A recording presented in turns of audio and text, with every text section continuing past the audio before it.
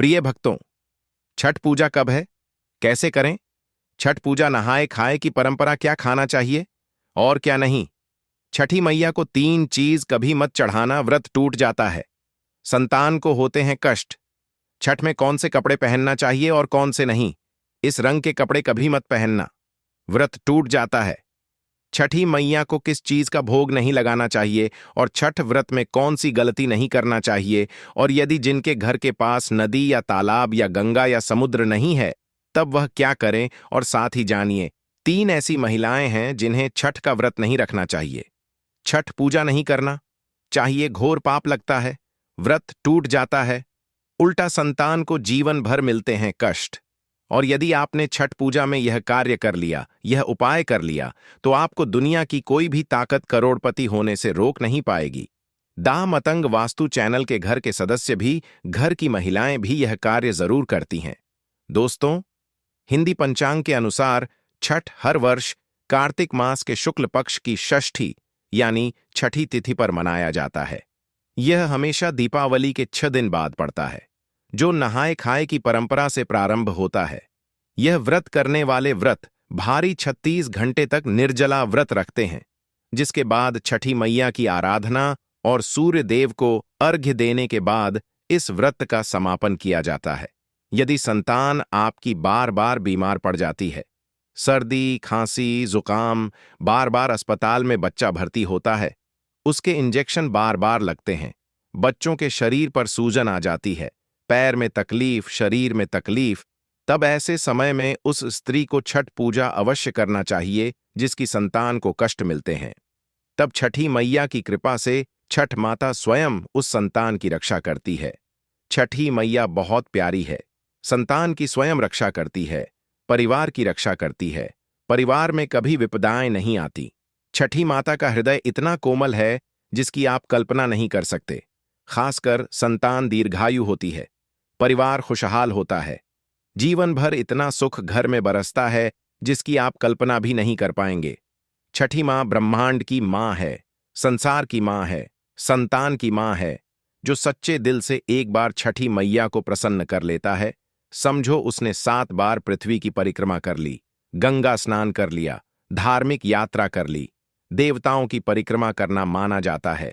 छठ पूजा 2025 शुभ मुहूर्त कार्तिक माह के शुक्ल पक्ष की षष्ठी तिथि 27 अक्टूबर 2025 को सुबह 6:04 से शुरू होगी और 22 अक्टूबर 2025 को सुबह 7:59 पर समाप्त होगी।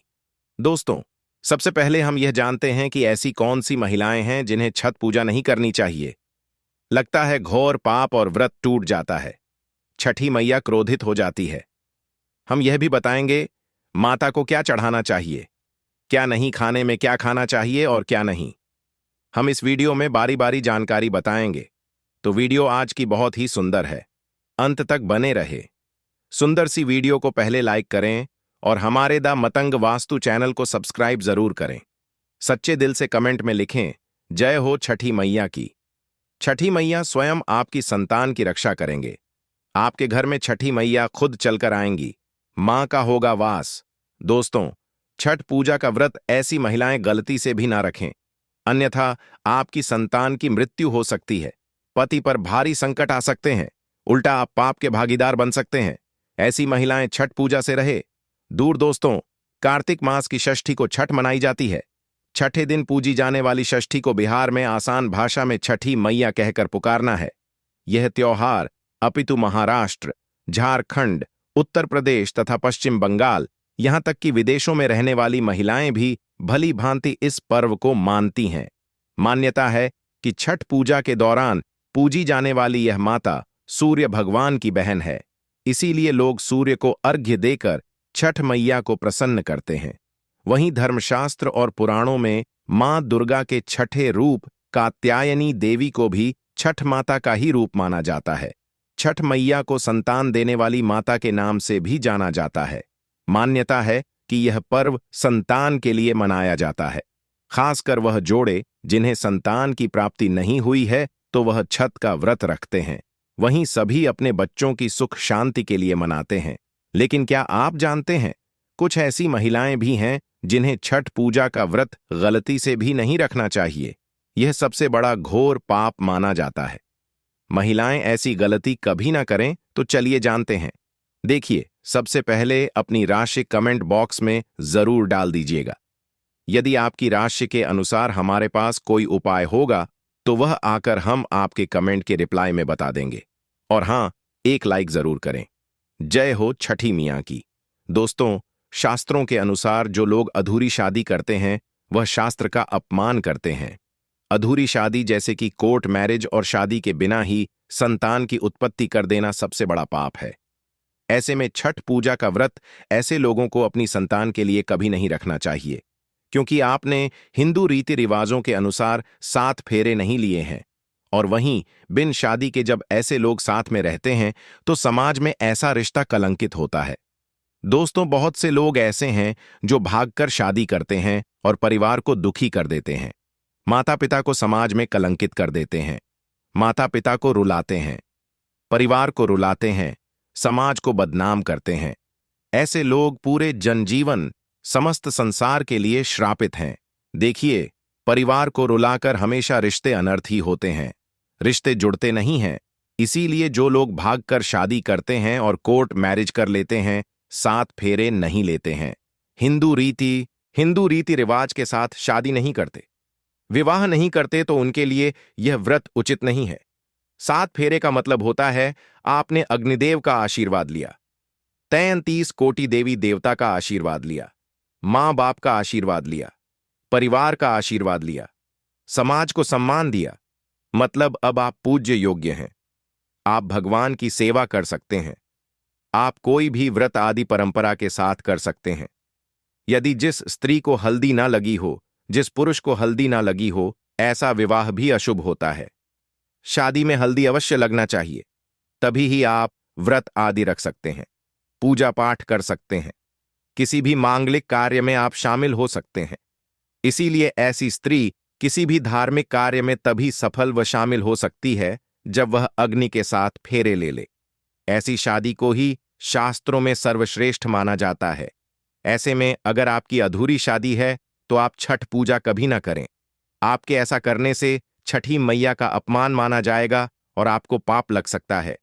दोस्तों, शास्त्रों के अनुसार इस व्रत को सच्चे मन से रखना चाहिए। अगर कोई महिला शौक में यानी बेमन से इस व्रत को रखती है तो उनके पति या संतान की मृत्यु या उन पर कष्ट आ सकते हैं। सच्ची श्रद्धा के साथ छठ पूजा का व्रत रखना चाहिए।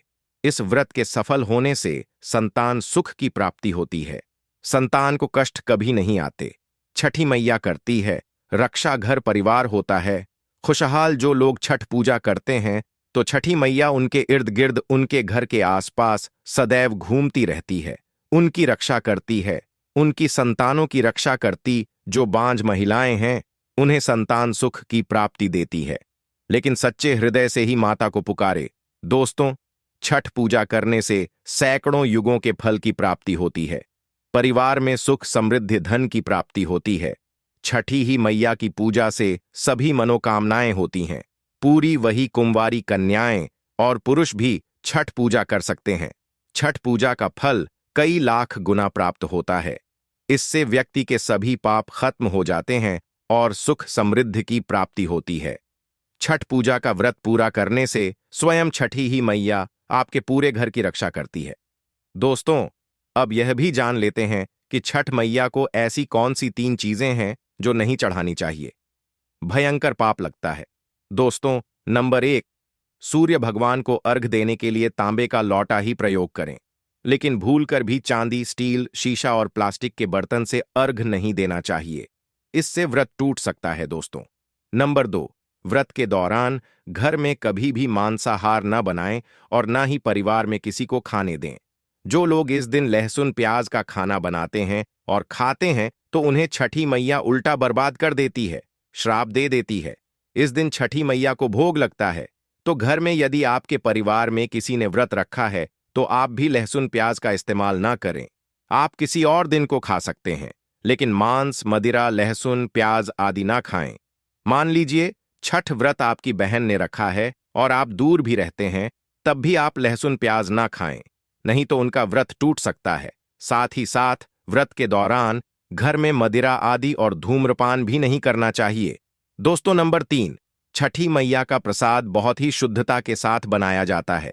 उनका प्रसाद हमेशा ऐसे चूल्हे पर बनाएं जिसे ताजी लेपा गया हो। यदि गैस पर बना रहे हो तो गैस स्टोव को अच्छी तरह से धो लें। पहले से बने चूल्हे पर कभी प्रसाद न बनाएं, इसके लिए नया चूल्हा ही बनाएं। दोस्तों, नंबर 4, सूर्य को अर्घ्य देने से पहले कभी भी भोजन ग्रहण न करें, घोर पाप लगेगा। व्रत भारी लोगों को पहले और दूसरे दिन सूर्य को जल देने के बाद ही भोजन करना चाहिए। व्रत के दौरान भोजन के प्रति मन में लालसा न रखें, व्रत टूटता है। नंबर 5, छठी मैया से मांगी मन्नत अगर पूरी हो जाए तो आपको अपनी मन्नत का पूरा होने की विशेष पूजा जरूर करनी चाहिए, अन्यथा मैया के प्रकोप का सामना करना पड़ सकता है। नंबर 6, छठ का व्रत करने वालों को जमीन पर 4 दिन तक सोना चाहिए। छठ पूजा वाले कमरे में ही अपना आसन लगाना चाहिए। ऐसे में आपको छठ मैया का ध्यान करते रहना चाहिए। इससे मां आपके व्रत को संपूर्ण करती है और कोई भी विघ्न बाधा नहीं आती है। नंबर 7, जिस जगह पर प्रसाद बन रहा हो वहां साधारण भोजन भी नहीं बनाना चाहिए। साथ ही साथ उस स्थान पर खाना भी वर्जित है। दोस्तों, नंबर 8, प्रसाद बनाते हुए नमक का हाथ भी किसी पूजा की वस्तु या प्रसाद से नहीं छूना चाहिए। दोस्तों, नंबर 9, पूजा के दौरान अपनी वाणी को बुरी बातों से थोड़ा दूर रखें। जुबान पर गंदे विचार भी नहीं लाना चाहिए। छठी मैया का आशीर्वाद पाने के लिए मन में गंदे विचार नहीं लाने चाहिए। नंबर 10, घर में पूजा के दौरान झूठे बर्तन और गंदे कपड़ों का ढेर बिल्कुल नहीं होना चाहिए। इससे छठी मैया क्रोधित हो जाती है और व्रत टूट जाता है। छठी मैया को साफ सफाई बहुत पसंद है। व्रत के दौरान अपने घर को साफ सुथरा रखें और गंगा जल से छिड़काव अवश्य कर लें। इससे पूरा घर पवित्र हो जाता है और छठी मैया का आशीर्वाद प्राप्त हो जाता है। दोस्तों, आज हम आपको छठी मैया की कृपा पाने के लिए एक ऐसा उपाय बताएंगे जिससे आप सबसे जल्दी करोड़पति हो जाएंगे। मैं छठी मैया की सौगंध खाता हूं, अगर आपने यह उपाय कर लिया तो आपको दुनिया की कोई भी महाशक्ति, कोई भी व्यक्ति करोड़पति होने से, धनी होने से, धन, ऐश्वर्य, प्रगति, सौभाग्यशाली, उत्तम जीवन साथी, धन संपदा, सकारा ऊर्जा प्राप्त करने से कोई नहीं रोक पाएगा। यह उपाय आप कॉपी पेन पर लिख कर रख लें, आपके बहुत काम आएगा। हम उपाय बताने वाले हैं। उपाय को ध्यान से सुनना, आपकी कायाकल्प हो जाएगी। लेकिन वीडियो में आगे बढ़ने से पहले आपसे निवेदन था, वीडियो जरूर लाइक कर दीजिए। यह उपाय छठ पूजा वाले दिन ही करना है। आइए जानते हैं उपाय। यह उपाय आपको वास्तुशास्त्र ज्ञान चैनल पर ही मिलेगा। यदि कोई और यह उपाय बताएं तो समझो वह फ्रॉड है।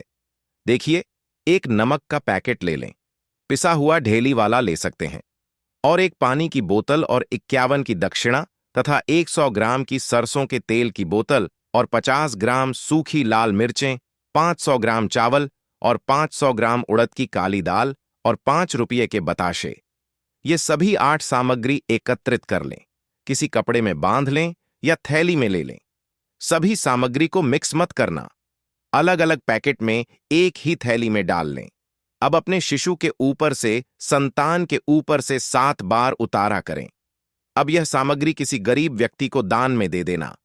मैं छठी मैया की सौगंध खाता हूं।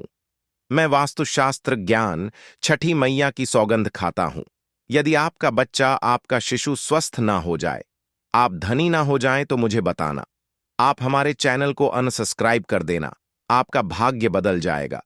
यदि आप व्यापारी हैं तो आपका व्यापार 100 गुना बढ़कर चलेगा। यदि आप स्टूडेंट हैं तो आपका मन पढ़ाई में खूब लगेगा। सरकारी जॉब लगेंगे, संतान की प्राप्ति होगी। विवाह में हो रही देरी तो वह भी पूरी हो जाती है। यदि बीमार व्यक्ति आपके घर में कोई हो और खाट पर पड़ा है तो उस बीमार व्यक्ति के ऊपर से इसे 7 बार उतार देना या दान कर देना, वह तुरंत ठीक हो जाएगा। यदि व्यापार मंदा चल रहा है तो गल्ले के ऊपर से 7 बार उतारकर इसे दान कर देना, बहुत फर्क पड़ेगा। दोस्तों, यह उपाय हम भी जरूर करते हैं और हम अवश्य करेंगे। हमें छठी मैया की कृपा साक्षात प्राप्त हुई है। यह उपाय सैकड़ों साल से हमारे बुजुर्ग करते चले आ रहे हैं और यह उपाय मैं अवश्य करता हूं। आप यह कार्य पूर्णिमा, अमावस्या पर भी कर सकते हैं। दोस्तों, एक और महा उपाय, आप नदी या तालाब या समुद्र के तट पर अवश्य जाएंगे। छठ पूजा के लिए तो यह उपाय आपके सोए हुए भाग्य को चमका देगा। आइए जानते हैं। देखिए, छठी मैया की पूजा के लिए आप तट पर अवश्य जाएंगे। तब आप अपने साथ में एक तांबे का सिक्का या चांदी का सिक्का अवश्य हाथ में लेकर जाएं। और जब आपकी पूजा संपन्न हो जाए, तब छठी मैया का यह मंत्र बोलकर इस सिक्के को पानी में प्रवाहित कर देना, विसर्जित कर देना। मंत्र है ओम ह्रीम ह्रीम सूर्य नमः। इस मंत्र को 3 बार बोलना है और सिक्के को जल में विसर्जित कर देना। फिर आप देखना, लंबे समय से जो परेशानी चली आ रही थी वह दूर हो जाएगी। लंबे समय से जो घर में बीमारी थी दूर हो जाएगी। लंबे समय से घर में जो गरीबी थी, किसी का श्राप लगा था, संतान बीमार है, वह ठीक हो जाएगी। आपके जीवन में ऐसा परिवर्तन आएगा जिसकी आपने कल्पना भी नहीं की होगी। यह बहुत ही गुप्त उपाय है, किसी को बताकर ना करें, चुपचाप करें। छठी मैया बहुत प्रसन्न होती है। यदि आप यह उपाय किसी को बताना चाहते हैं तो आप कॉपी पेन पर उसे लिख कर दे दें। आप उसे न बोले। बड़ा विशेष चमत्कारी उपाय है। यह सिक्के का यह उपाय बहुत ही गुप्त उपाय है। आपको रंग से राजा बना देगा। बस इस उपाय का ढिंढोरा ना पीठे गुप्त तरीके से कर देना कि जो महिलाएं सुबह उठकर अपने दरवाजे पर पानी डालती हैं तो वह कान खोलकर सुन ले। पूज्य गुरुदेव ने आज अपनी कथा में 4 नियम बताए हैं और कहा है, जो माताएं बहनें इन 4 नियमों का पालन कर लेती हैं तो ऐसा कोई काम नहीं जो उनका पूरा ना हो सके, ऐसी कोई परेशानी नहीं जो उनकी दूर ना हो सके। और सबसे बड़ी चीज, इन 4 नियमों का पालन करने से आपके घर परिवार में जो है माता लक्ष्मी जी का आशीर्वाद हमेशा बना रहेगा। और जिस जगह पर माता लक्ष्मी जी का आशीर्वाद होता है उस जगह पर कभी धन धान्य की कमी नहीं होती, कभी पैसों की कमी नहीं होती। उस घर में कभी भी कोई बड़ा कर्जा नहीं होता है और हमेशा माता लक्ष्मी जी का आशीर्वाद सदैव बना रहता है। तो आखिर कौन सी वह 4 चीजें हैं और जो महिलाएं सुबह उठकर अपने घर के दरवाजे पर पानी डालती हैं, वह इस वीडियो को जरूर देख लें। इसी के साथ में दोस्तों, आपने यह बात भी जरूर सुनी होगी कि माता लक्ष्मी जी की जो बहन है वह है दरिद्रता। अब जहां पर माता लक्ष्मी जी नहीं होती है वहां पर होती है दरिद्रता। और जब दरिद्रता जिस जगह पर हो जाती है ना, उस जगह का जो है जीना मुश्किल हो जाता है। उस घर में बहुत परेशानी आती है, बहुत टेंशन आती है, धन की कमी आती है और भी बहुत ऐसे काम हैं जो कि धीरे धीरे करके होना यहां पर शुरू हो जाते हैं। तो आइए जानते हैं दोस्तों कि कौन सी वह 4 चीजें हैं, कौन से वह 4 नियम हैं जिनका घर की बड़ी माताओं बहनों को हमेशा पालन करना चाहिए। और अगर आज से ही आपने नियमों का पालन करना शुरू कर दिया तो ऐसा कोई काम नहीं जो आपका पूरा ना हो सके, ऐसी कोई मनोकामना नहीं जो आपकी पूरी ना हो सके। इसी के साथ में इन 4 नियमों के पालन को करने के बाद आपको कोई उपाय करने की जरूरत नहीं है, कोई व्रत करने की जरूरत नहीं है। आप लोग बहुत टेंशन लेते हो कि हमें इस मनोकामना के लिए यह उपाय करना पड़ेगा, वह व्रत करना पड़ेगा। पर अगर आप लोग इन नियमों का पालन कर लेते हो, यह 4 चीजें अपने मन में बैठाकर रख लेते हो, तो फिर आपके बिना उपाय से ही, बिना व्रत से ही सारे काम अपने आप होना शुरू हो जाएंगे। और सबसे बड़ी चीज, घर में पैसा आना शुरू हो जाएगा। घर में धन की जो समस्या चल रही होगी वह दूर होना शुरू हो जाएगी। और अगर कर्जा भी आपके घर पर है ना, तो यह वीडियो आप लोग जरूर देखना। आपका कर्जा भी धीरे धीरे करके दूर होना यहां पर शुरू हो जाएगा। ठीक है, तो आखिर कौन सी वह चीजें हैं, आइए जानते हैं। देखो, माता लक्ष्मी जी का आपको हमेशा पता होगा कि माता लक्ष्मी जी हमेशा अच्छी जगहों पर रहना पसंद करती है और उनकी बहन जो दरिद्रता है, जो कि बुरी जगहों पर रहना पसंद करती है। तो आप खुद अपने मन से समझ सकते हो कि जिस घर में प्रेम भाव रहता है, जिस घर में पैसा भरपूर रहता है, कोई परेशानी नहीं होती है, उस घर में माता लक्ष्मी जी का आशीर्वाद रहता है। और जिस घर में हमेशा लड़ाई झगड़ा रहता है, जिस घर में उल्टे सीधे चीजें होती रहती हैं, कुछ ना कुछ होता ही रहता है, कुछ दिनों में उस घर में दरिद्रता का वास रहता है, तो भाई वहां पर आप लोग गलतियां करते हो। उन गलतियों को आपको आज से ही सुधारना है, जो हम आपको इस वीडियो में यहां पर बता रहे हैं। ठीक है, अब दोस्तों यहां पर हम आपको एक बात बताएं।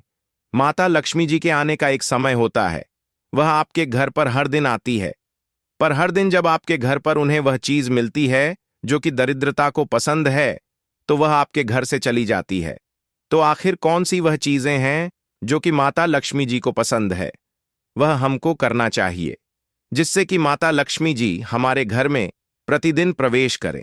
दोस्तों, माता लक्ष्मी जी प्रतिदिन सुबह सुबह हमारे घर पर भ्रमण करने के लिए आती है।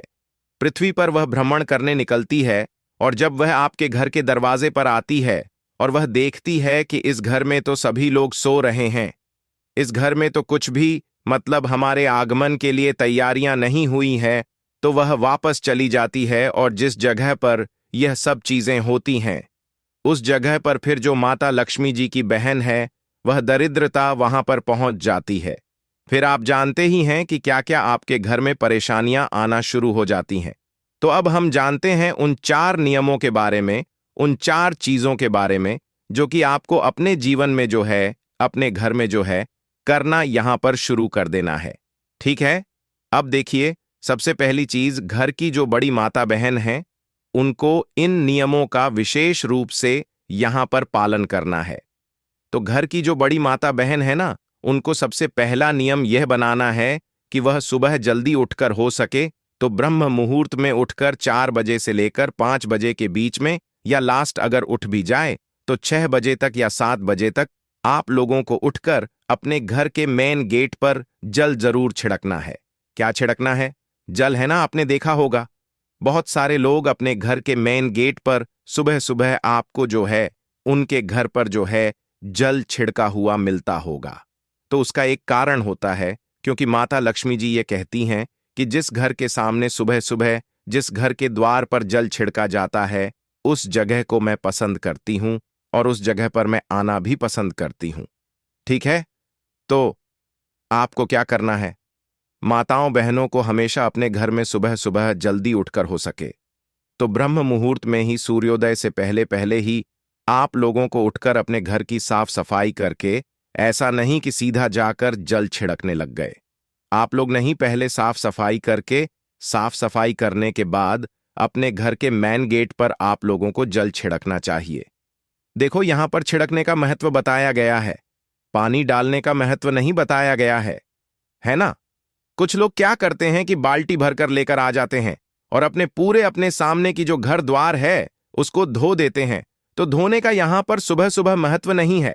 हालांकि शाम को आप धो दो, उससे दिक्कत नहीं है। सुबह सुबह पानी छिड़कने का महत्व है। तो सुबह सुबह अपने घर के द्वार पर झाड़ू वगैरह लगाकर अपने ही घर के रसोई घर से क्या करना है? 1 लोटा जल लाना है। अब यह जल आप ऐसा मत समझना अब कि आप कहीं से भी ले लोगे, नहीं, यह जल आप लोग लेकर आओगे अपने घर के रसोई घर से।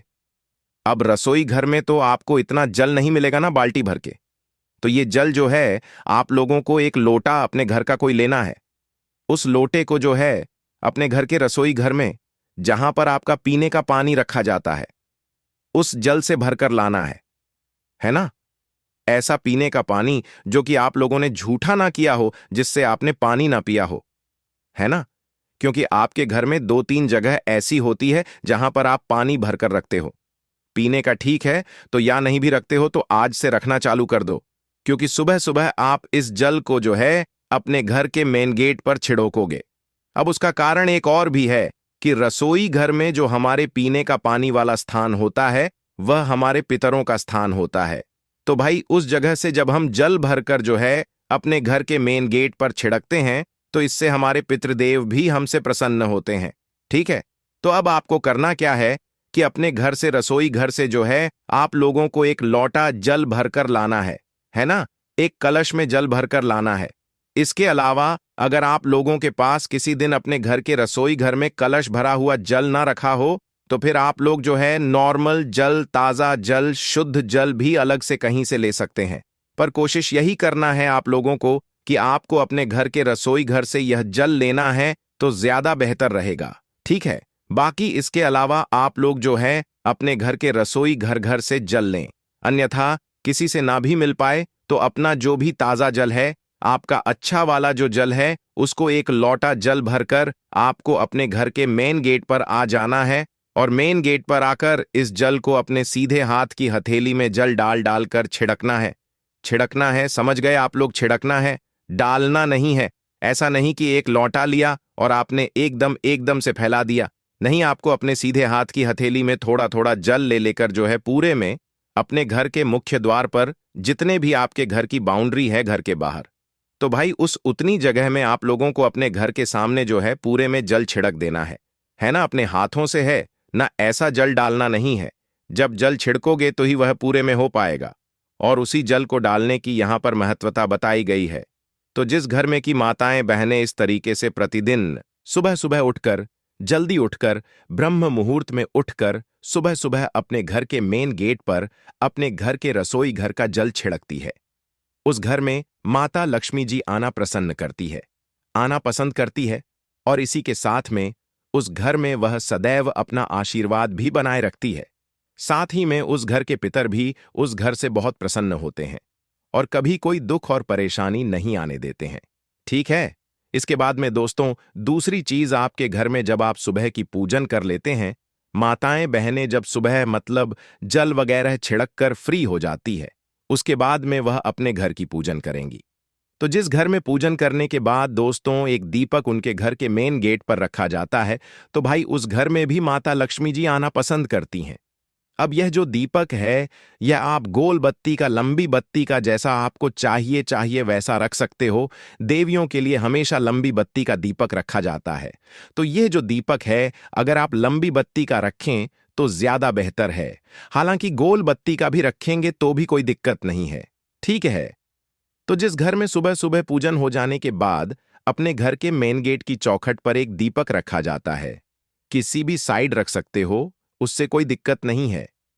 तो एक दीपक रखा जाता है, तो जिस घर के मेन गेट पर यह दीपक रखा जाता है, उस घर में भी माता लक्ष्मी जी आना पसंद करती हैं। और जब वह सुबह सुबह देखती हैं कि हाँ, इस घर में तो दीपक जल रहा है, तो वह उस घर में प्रवेश कर जाती है। और जिस घर में नहीं जलता है, वहां पर माता जो दरिद्रता होती है, वह आना यहां पर पसंद करती है। ठीक है? तो ये दूसरी चीज हो गई कि जिस घर के मुख्य तौर पर जल छिड़कने के बाद दीपक लग जाता है, उस घर में माता लक्ष्मी जी आना पसंद करती हैं और वह आती भी जरूर है। ठीक है? इसके बाद में तीसरी जो चीज है दोस्तों, वह है रंगोली। एक छोटी सी रंगोली, भले बड़ी ना हो, भले ज्यादा बड़ी ना हो, एक छोटी सी रंगोली, एक छोटा सा स्वस्तिक अगर आपके घर की चौखट पर मेन गेट पर बना हुआ है, तो उस जगह पर भी माता लक्ष्मी जी यहां पर आना पसंद करती है ना? और अगर आपके पास रंगोली ना भी हो तो चौक आपने देखा होगा, आटे का जो चौक बनाते हैं, आटे का स्वस्तिक भी आप लोग चाहो तो बना सकते हो। अन्यथा रंगोली है तो आप वह भी चाहो तो आपकी मर्जी है, बना सकते हो। ठीक है?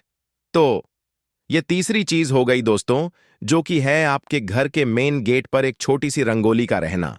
रंगोली जब माता लक्ष्मी जी देखती हैं तो वह बहुत प्रसन्न होती है और उस घर में आना भी यहां पर वह पसंद करती है। ठीक है? तो आप लोग छोटी सी, बड़ी नहीं, छोटी सी, बिल्कुल प्रतिदिन जो है एक छोटी सी रंगोली आप लोग बना दिया करो, है ना? अब इसके बाद में दोस्तों ये तीन चीजें हो। अब जो चौथी चीज है दोस्तों, वह थोड़ी अलग है और वह शायद आपको ना भी पता हो। चौथी जो चीज है वह है एक कलश जल, मतलब एक लोटा जल। तो हमने सुबह छिड़का था, पर एक कलश जल आपको अपने घर के मेन गेट पर भी रखना होता है ना? अब यह जो एक कलश जल है, यह आपके घर में मिट्टी का भी हो सकता है, किसी चीज का भी हो सकता है। तो एक कलश जल हमेशा अपने घर के मेन गेट पर रखा जाता है। पुराने जो लोग होंगे, पुराने जो घर होंगे, गांवों में आपने शायद देखा हो कि लोग अपने घर के मेन गेट पर एक मतलब जल का कलश रखते हैं। मतलब कलश का जो है उसके अंदर जल भरकर यहां पर रखते हैं। तो वह भी एक प्रतीक होता है कि उससे माता लक्ष्मी जी जो है प्रभावित होती है और वह आपसे प्रसन्न होकर आपके घर में प्रवेश करती है ना? तो भाई आप भी अपने घर के मेन गेट पर एक लोटा जल, एक कलश जल भरकर रखना। यहां पर शुरू कर दीजिए, लेफ्ट हैंड्स राइट हैंड, जो भी आपका मन करे किसी एक साइड एक लोटा जो है जल भरकर आप लोग रखना शुरू कर दीजिए। इस जल को आपको कुछ नहीं करना है, मात्र भरकर जो है रख देना है ना? ये जल को देखकर भी माता लक्ष्मी जी आती हैं और आपके घर में प्रवेश करती हैं। तो ये दोस्तों ये चार चीजें थीं। इन चार चीजों का आप लोग ध्यान रखते हो और माताएं बने प्रतिदिन सुबह सुबह उठकर इन 4 चीजों में अपना मतलब ध्यान लगाती हैं और यह 4 काम करती हैं, तो उनके घर में माता लक्ष्मी जी प्रतिदिन आएंगी, क्योंकि माता लक्ष्मी जी सुबह सुबह प्रतिदिन जो है ब्रह्म मुहूर्त में पूरी पृथ्वी पर भ्रमण के लिए निकलती है। और जिस घर में यह 4 काम उन्हें दिखते हैं, उस घर में वह बिल्कुल उसी वक्त प्रवेश कर जाती है ना? और जब वह सुबह सुबह आपके घर में प्रवेश कर जाएंगे, तो सुबह से ही आपके घर में बहुत अच्छे अच्छे कार्य होना शुरू होंगे। सब कुछ अच्छा अच्छा होगा। आपके घर से धीरे धीरे कर्जा समाप्त हो जाएगा। अगर कर्जा है तो और धन की जो समस्या चल रही है, वह भी धीरे धीरे कर करके जो है दूर होना यहां पर शुरू हो जाएगी। ठीक है? तो अब ये तो हमने आपको वह 4 चीजें बता दी जो कि लक्ष्मी जी को प्रिय है। अब हम आपको वह चीजें बता रहे हैं जो कि दरिद्रता को प्रिय है। मतलब कि जिस घर में ये काम होते हैं भाई, उस घर में दरिद्रता आएंगी। मतलब माता लक्ष्मी जी की बहन आएंगी। देखो, लक्ष्मी जी आएंगी तो आपके घर के भंडार भर देंगी, पर दरिद्रता आएगी तो जो आपके पास है वह भी नहीं रहेगा। सब कुछ खाली कर देंगे। वह और उनकी बहुत सारी चीजें जो हैं दरिद्रता की वजह से हो जाती है। तो अब आपके ऊपर है कि आपको लक्ष्मी जी को प्रसन्न करने के लिए यह 4 कार्य करना है, या दरिद्रता को प्रवेश कराने के लिए यह 4 कार्य को मतलब करना है। ठीक है? अब दरिद्रता कैसे आती है वह भी जान लीजिए। देखिए, दरिद्रता जब आती है जब आप लोग सुबह सुबह बहुत लेट तक सोते रहते हो। वैसे तो दोस्तों सूर्योदय से पहले उठना चाहिए, पर जब भी अगर कोई सूर्योदय से पहले ना उठ पाए तो 7 बजे तक जो है, मतलब 6 बजे तक उन्हें उठ जाना चाहिए, क्योंकि इसके बाद अगर उठते हो तो सीधी सी बात है कि दरिद्रता माता आपके घर में प्रवेश जरूर करेंगी। क्योंकि वह खुद कहती हैं कि जिस घर के लोग सूर्योदय के बाद सोते रहेंगे, दोपहर तक सोते रहेंगे, लेट तक सोते रहेंगे, उस घर में वह जाना पसंद करती है और उस घर में वह प्रवेश कर जाती है। और जिस घर में दरिद्रता माता